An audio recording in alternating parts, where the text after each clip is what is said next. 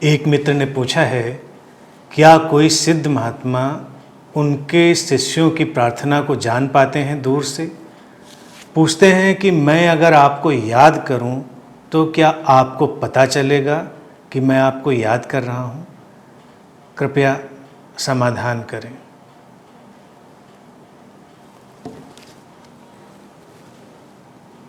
देखिए, इस प्रश्न को बहुत स्पष्टता से समझेंगे।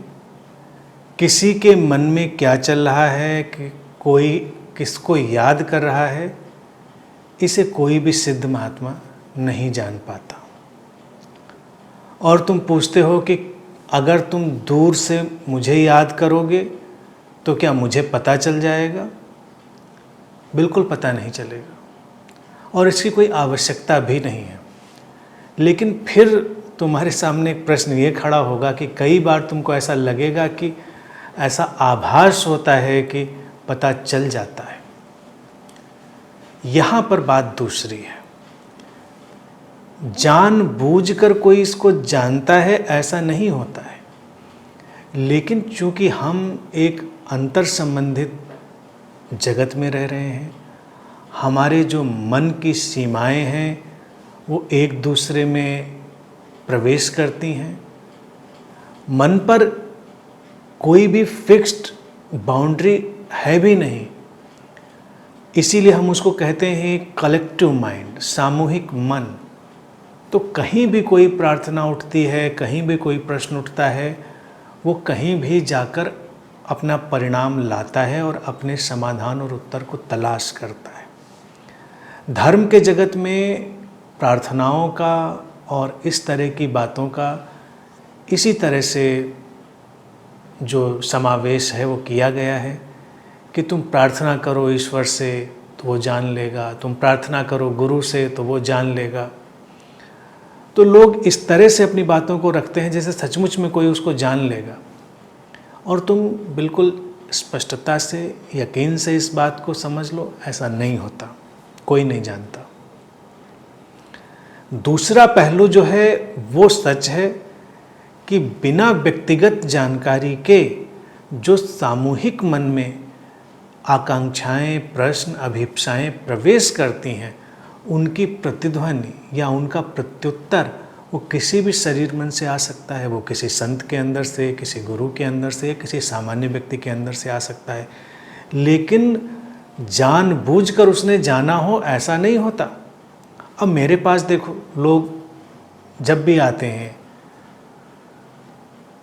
वो एक ही बात कहते हैं कि मैं ये बात घर से सोच कर चला था, आपने ठीक उसी बात का जवाब दिया।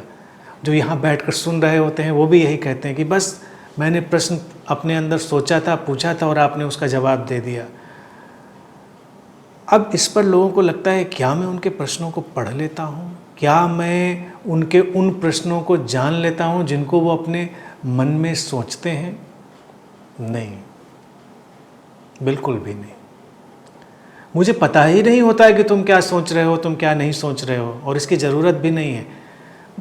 बस एक सहज प्रत्युत्तर आता है और वो सहज प्रत्युत्तर तुम्हारे प्रश्न का हो सकता है, क्योंकि जो प्रत्युत्तर है वो भी तो किसी घटना, किसी ऊर्जा, किसी स्पंदन, किसी स्टिमुलस उससे ही आएगा। तो अगर प्रश्न की तरंग पैदा हुई है, उसकी ऊर्जा पैदा हुई है, वो जब इस शरीर मन से टकराएगी तो वो एक प्रत्युत्तर पैदा करेगी। वो किसका प्रश्न है, कहाँ से उठा है, इसकी जानकारी हो ऐसा बिल्कुल भी ज़रूरी नहीं है। कभी कभी संयोगवश ऐसा हो सकता है कि प्रश्न कहाँ से उठा, किसके अंदर स्मरण उठा, इस बात को भी जाना जा सके, यानी कि वो उसका प्रतिबिंब भी बन जाए, लेकिन वो अस्तित्वगत है, एग्जिस्टेंशियल है, कॉस्मिक विल पर निर्भर करता है, किसी व्यक्ति के नियंत्रण में नहीं है। यही सच्चाई है। धार्मिक जगत में इन बातों के आधार पर ही सारा विस्तार किया गया है, जिसमें प्रार्थना का बड़ा अहम हिस्सा है कि तुम्हारी प्रार्थनाएं कोई सुनता है, तुम्हारी प्रार्थनाएं कोई भी नहीं सुनता।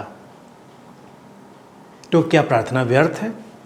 नहीं, व्यर्थ बिल्कुल भी नहीं है, क्योंकि प्रार्थना की अनुगूंज होगी, और वो अनुगूंज पूरे अस्तित्व के माध्यम से होगी, टोटलिटी के माध्यम से होगी, समग्रता के माध्यम से होगी, लेकिन कोई व्यक्ति उसे सुनेगा, कोई ऐसी सत्ता कहीं सुनने वाली है, ये बातें बिल्कुल भी अयथार्थ है, निराधार है, इनमें कोई भी सच्चाई नहीं है। प्रार्थनाओं का प्रत्युत्तर आएगा, ये बिल्कुल तय है, सच है।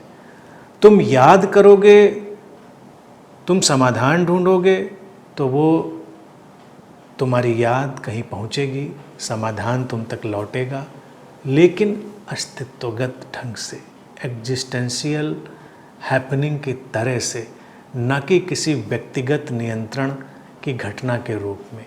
तो इस तरह से इसको तुम स्पष्ट समझो, इस भ्रम में मत रहो, इस कन्फ्यूजन में मत रहो। व्यर्थता भी है और उसका घटनाक्रम भी है। समझ रहे बात को?